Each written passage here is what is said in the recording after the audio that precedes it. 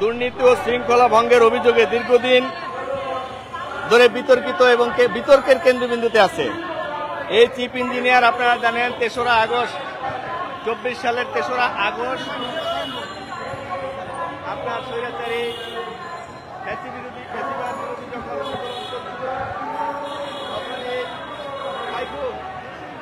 ফ্যাসিবাদ বিরোধী আন্দোলন চলাকালে অবস্থায় ফ্যাসিস্ট সরকারের মহারানী সেই হাসিনার সাথে একত্রতা মিলিয়ে উনি বলেছিল যারা আন্দোলনকারী তারা রাজাকার। এই সাইফুল এই প্রেস ক্লাবে ঠিক এইখানে দাঁড়িয়ে ফ্যাসিবাদ বিরোধী আন্দোলনের যারা শরিক হয়েছিল তাদেরকে বাংলার নমরুদ আখ্যায়িত করেছিল।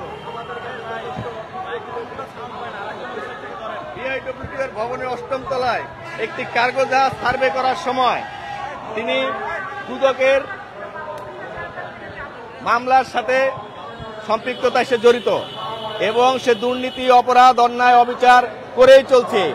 এরপরে আমরা দেখতে পেলাম যে এই সাইফুল ফ্যাসিবাদের দোষর হওয়ার পরও তাকে প্রমোশন দিয়ে তাকে আরো ঊর্ধ্বতর কর্মকর্তা বানানোর চেষ্টা চলতেছে। আমরা জুলাই আন্দোলনের পক্ষে শক্তি সচেতন নাগরিক সমাজ ও ব্যবসায়ী সাইফুলের মতো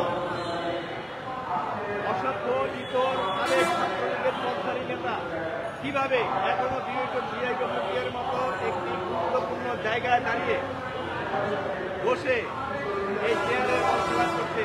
এতে ১,৫০০ জুলাই শহীদদের রক্তের সাথে বেইমানি করা হচ্ছে না। আমরা জানতে চাই এই সাইফুলের পদোন্নতির পিছনে কার শক্তি হাত রয়েছে, সেই অদৃশ্য শক্তি এবং সাইফুলের সেই দুটির কোর কোথায়। যে সাইফুল প্রতিনিয়ত আপনার ভারতের বিভিন্ন আওয়ামী লীগের দোসরদের সাথে আওয়ামী লীগের কর্মীদের সাথে যোগাযোগ রক্ষা করে তার বিভিন্ন রকমের অডিও ভিডিও ক্লিপ রয়েছে এবং যথাযথ ছবি এবং প্রমাণ থাকার পরও তাকে কিভাবে একটা ভবনের গুরুত্বপূর্ণ জায়গায় রাখা হয়। এছাড়াও তার বিরুদ্ধে বিভিন্ন বিতর্কিত রাজনৈতিক কর্মকাণ্ডের অসংখ্য ফুটেজ আছে।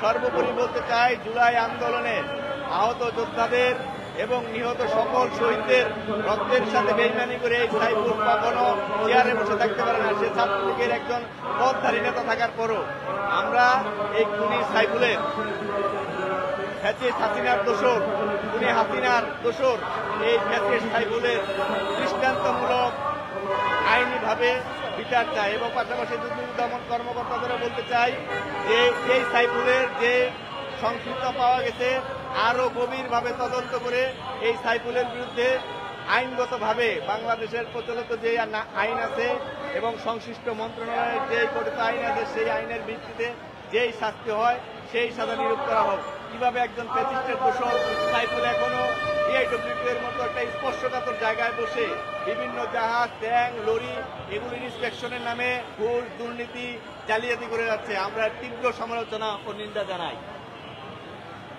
প্রিয় বন্ধুগণ, আপনারা জানেন এই সাইফুল নিষিদ্ধ একটি সংগঠনের সাবেক ছাত্রলীগের নেতা এবং সে আওয়ামী লীগের সময় এই আন্দোলন চলাকালীন অবস্থায় এইখানে দাঁড়িয়ে যারা জুলাই আন্দোলনের সাথে একতা প্রচার করেছিল সবাইকে সে গণহারে রাজাকারের বার্তা বলেছিল। আমরা দৃঢ়তার সাথে বলতে চাই এই সাইফুল কিভাবে এখনো চেয়ারে বসে থাকে। ধন্যবাদ সবাইকে।